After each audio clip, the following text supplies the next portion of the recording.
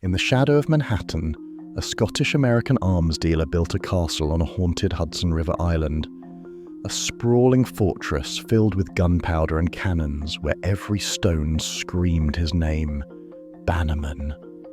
The world saw it as ambition etched in brick, but inside, inspectors found chaos waiting to ignite.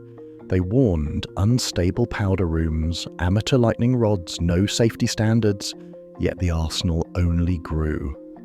The fortress that blew itself up wasn't just a nickname, it became a prophecy the world couldn't ignore. What drives a man to store an empire's worth of explosives in a ticking time bomb? And how close did we come to calamity before history itself erupted? To understand, we have to return to the day Bannerman bought his island and began building danger in plain sight.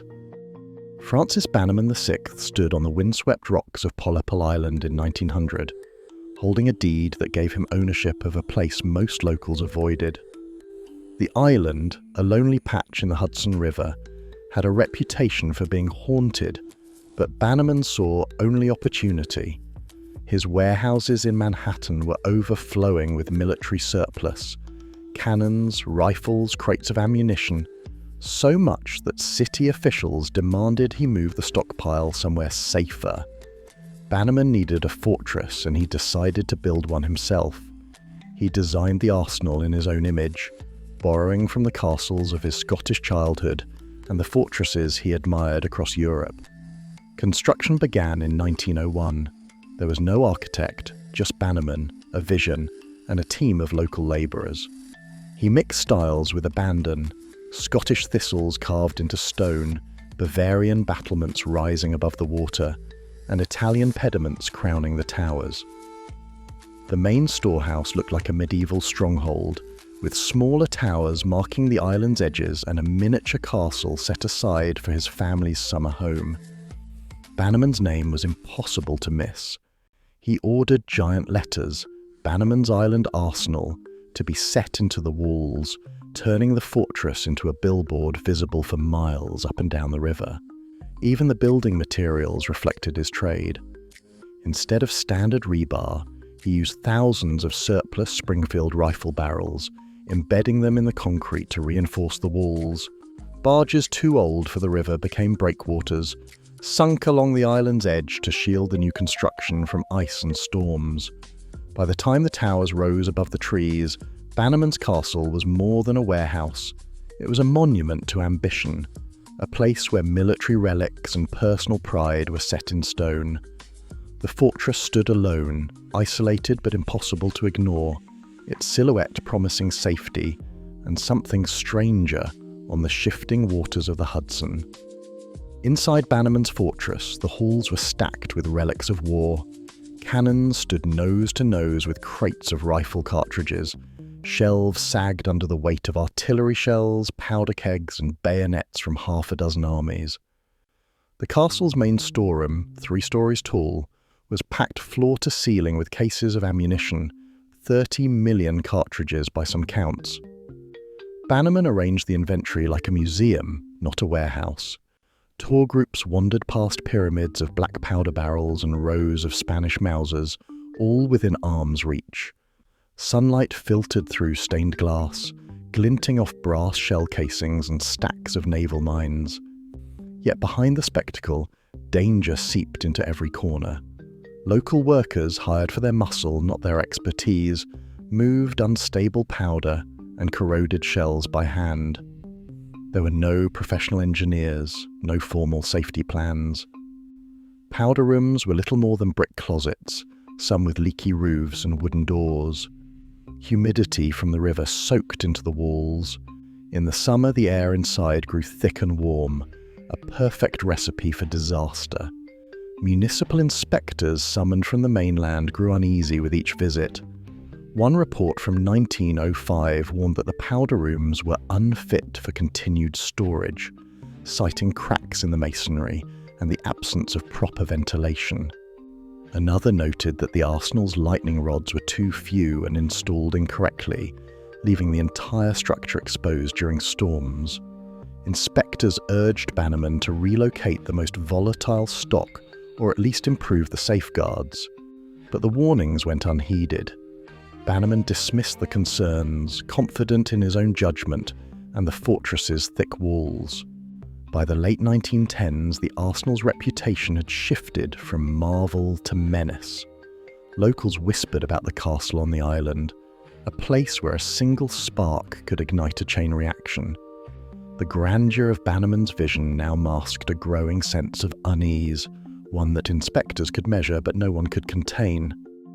August 15, 1920. The Hudson River was calm, the sky clear, and trains rolled along the east bank as usual.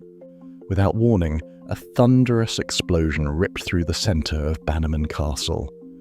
The blast sent a shockwave racing across the water, shattering windows in riverside towns from Beacon to Peekskill. Railroad workers ducked as chunks of stone and twisted iron rained down on the tracks, some pieces landing hundreds of feet from the island's edge. Passengers on a passing tugboat watched a column of smoke shoot straight into the sky, followed by a rolling ball of fire that seemed to hang over the ruined towers. Debris splashed into the river, leaving the water churning with fragments of brick and scorched wood. The sound echoed for miles, loud enough that people in Poughkeepsie ran outside, certain a factory had blown up nearby. On the island itself, the main arsenal was gone. Where walls and battlements once stood, there was only a blackened crater, still smoking in the midday heat. Iron gates melted in place, their shapes warped like wax left too close to a flame. Yet, in the chaos, no one was killed. The Bannerman family was away, and the workers had left the site for lunch. Eyewitnesses on both shores described the same sequence: a blinding flash, a roar that shook the ground, and then silence broken only by the sound of debris falling back to earth.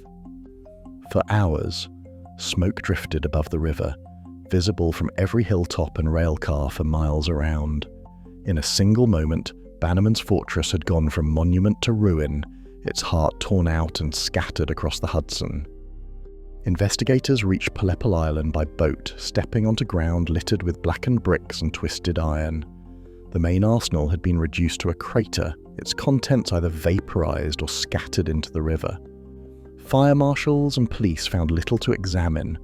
Almost every trace of powder, shell, or fuse had been incinerated in the blast. The few fragments that survived were too damaged for meaningful analysis. With no living witnesses on the island and no obvious ignition source, the inquiry stalled from the start. Weather records from August 15, 1920, showed a cloudless sky and no electrical storms within miles. That ruled out the most common culprit: lightning. The theory of accidental ignition by a wandering spark or careless worker quickly fell away, since the storage rooms had been locked and untouched for weeks. Some officials floated the idea of spontaneous combustion, pointing to years of humidity and unstable compounds inside the powder magazines. But there were no warning signs, no reports of leaking barrels or chemical odors before the explosion. Forensic science in 1920 offered little help. No chemical residue tests were performed on the debris, and most evidence had already burned or sunk beneath the Hudson's surface. The estimated yield, about 200 pounds of shells and powder, matched the scale of destruction, but revealed nothing about the trigger. Sabotage rumours swirled in the press, fueled by the post-war climate of suspicion, but the investigation found no forced locks, no footprints, and no sign of human interference. The name Charles Kovics, an Austrian administrator once linked to the island, never appeared in official reports and was dismissed by authorities at the time. With every avenue closed, the cause remained a blank.